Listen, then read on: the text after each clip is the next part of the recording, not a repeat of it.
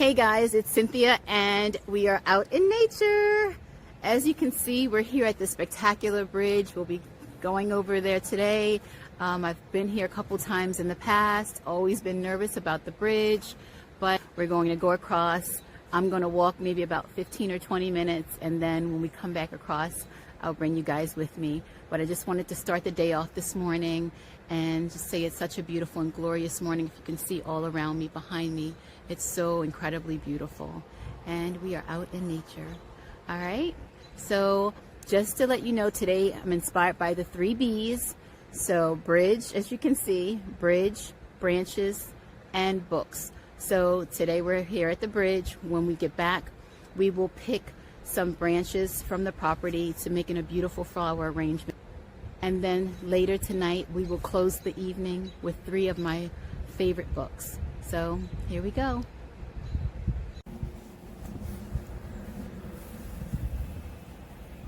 Here we are.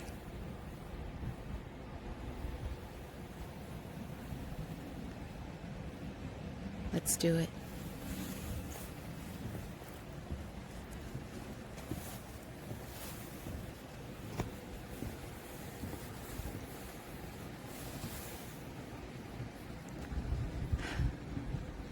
Spectacular.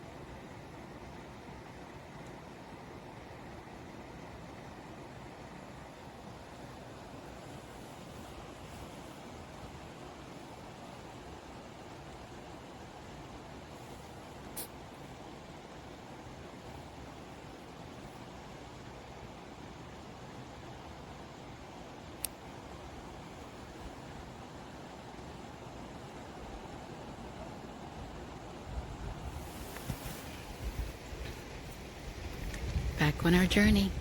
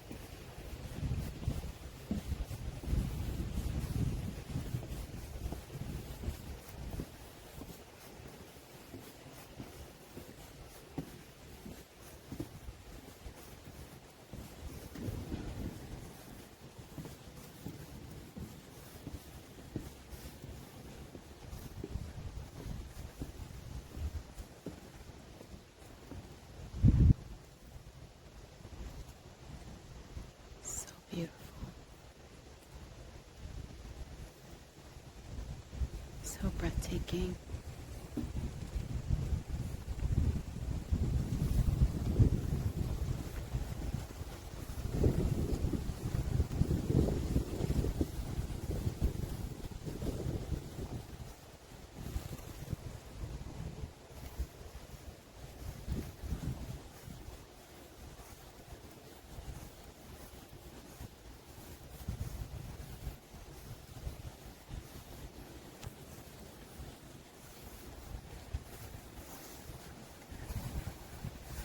Let's get closer to the water.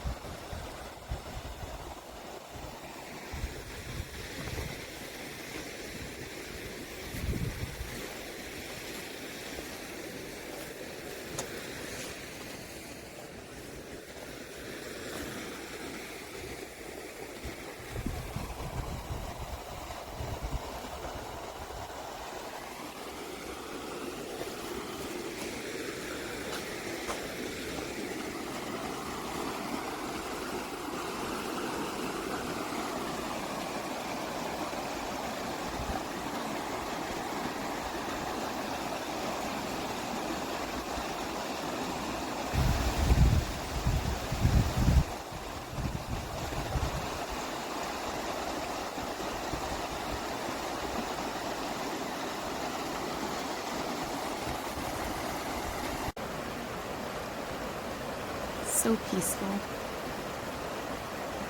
Until next time.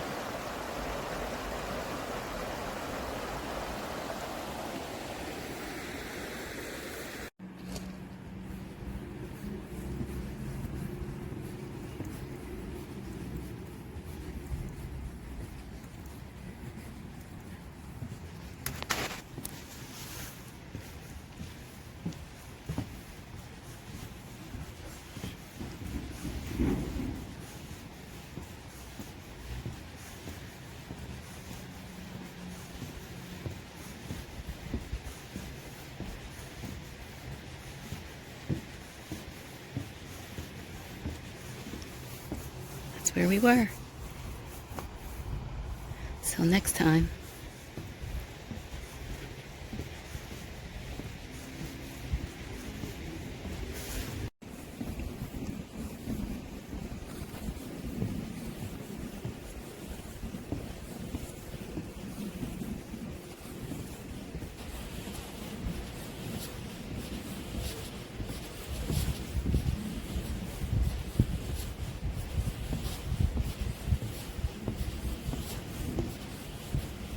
What a glorious day. So beautiful.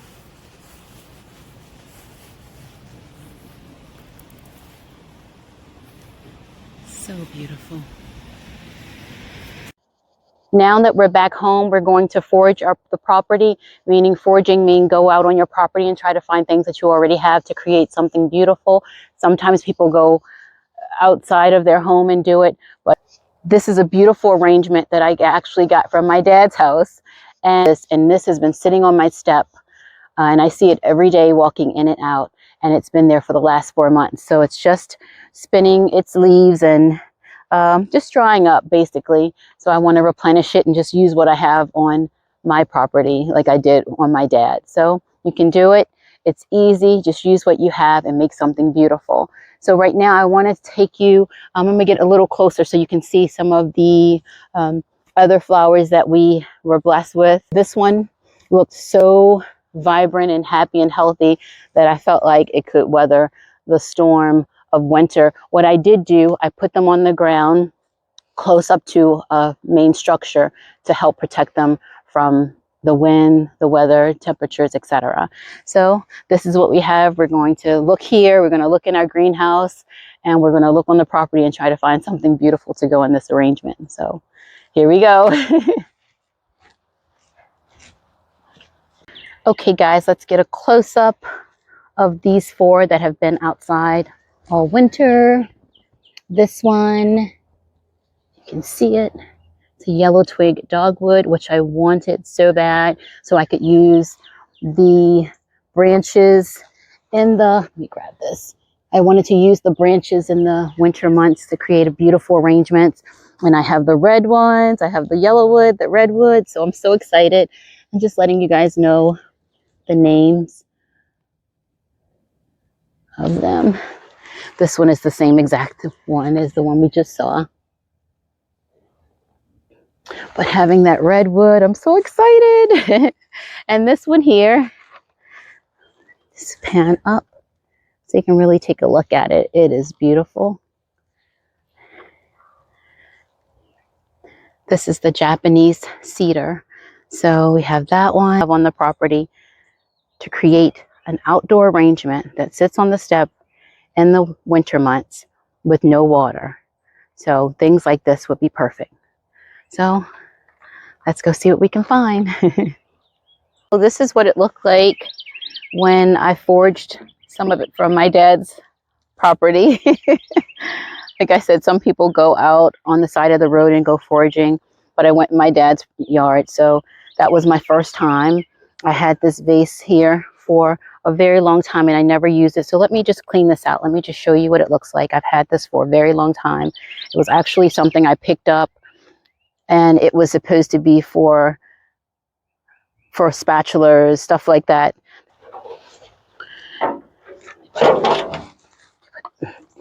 And for this to not have had any water or anything, it has done so well. Like, look at this.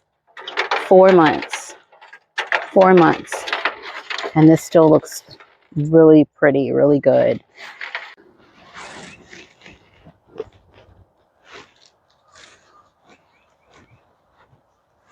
It was so beautiful today. I couldn't imagine going inside. Take off my jacket.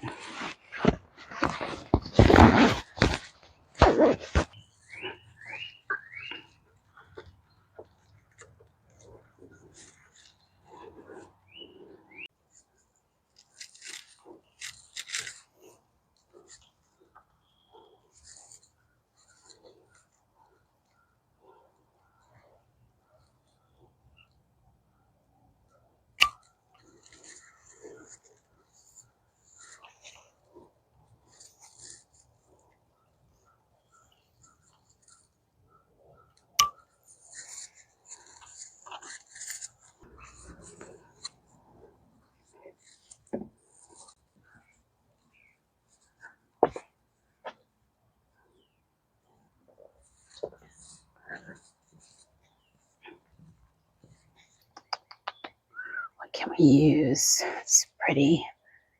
I like the rhododendron over there, but I'm thinking that since this one has been in the greenhouse all winter, I think I want to take some cuttings from the one that's actually in the landscape.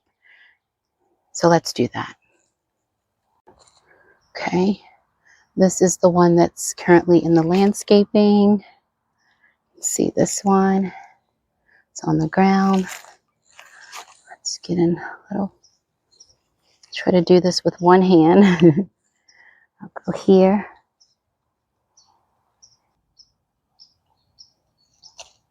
Here.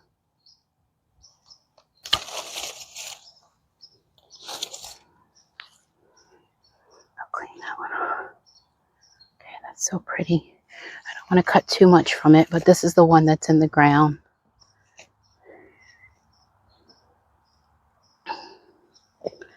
Beautiful. All right, so let's head back over.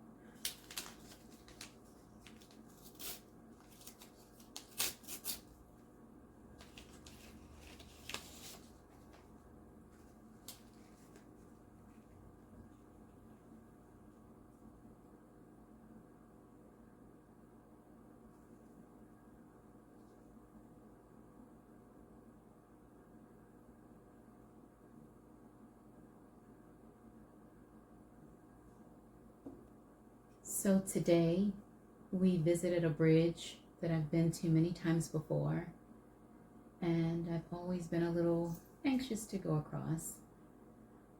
But today I felt really brave, and I thank you guys for coming along with me. And the third B is 3 of my favorite books. There are so many books that I really enjoy, but these are 3 of my favorite.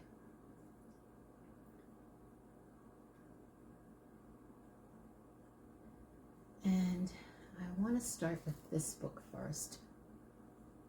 It's Excuse Me, Your Life is Waiting. I read this book a long time ago. Sometimes I'll put the date in a book. In 2007 is when I got this book. And if you just look through, there's so many pages that I've marked, and that even that I still have the bookmarkers here and over here, as you can see, and here. There's so many bookmarkers. This book, Excuse Me, Your Life is Waiting, by Lynn Grabhorn. I love this book because it taught me in 2007 that the way you feel is what is attracted to you. And I could not believe it. I did not want to believe if I'm having a crappy day, then I will get more crappy things that come my way. But this book has shown me over the course of my life that if you feel good, good things will come to you. If you're always in a bummed out mood, how are you expecting good things to come to you? So this book is truly one of my favorites.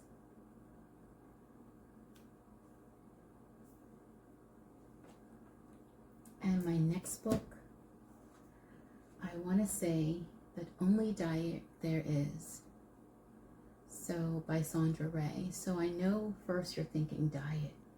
What I love most about this book, The Only Diet There is that this book teaches you that you need to forgive and that you need to have positive thoughts. Forgiveness being one of the major ones, because it keeps you down, it holds you back. I know it's challenging for everyone, but forgiveness is the key. That's the only diet there is a diet of forgiveness, and to fast, a fast of negative thoughts. I love this book. And my third book, I love Louise Hay, Love Your Body. I have so many of her books. She has the best-selling book, You Can Heal Your Life. And if you've read that book, oh my goodness, it's very inspirational. But I love this book, Love Your Body, because over the course of life, you're never completely happy with your body. So this book is a beautiful testament to love your body, no matter what it is. It's not, you can say every day, this book is a testament to loving your body, so that hopefully you don't spend your lifetime wishing you were something that you were 20 years ago, 15 years ago, 5 years ago. Love your body where it is right now. You can always work on it, but love who you are. And if I just flip through all of these beautiful things I love of my healthy body, all these things that so many people take for granted. You know, we complain about our hair, but some people don't have hair. We complain about our teeth, but some people don't have teeth. I mean, I could go on and on about so many things, but let's try to live a life that we are grateful for our hands the way they are. We're grateful for our body the way it looks. We're grateful for our face the way it is, our hair. Be grateful for what you have, because so many people don't have those things that we complain about every single day. It's such a beautiful book, Love Your Body. And I hope that this book will inspire you to love your body Thank you for opening and closing your day with me. And thank you for watching. And we will see you in the next one.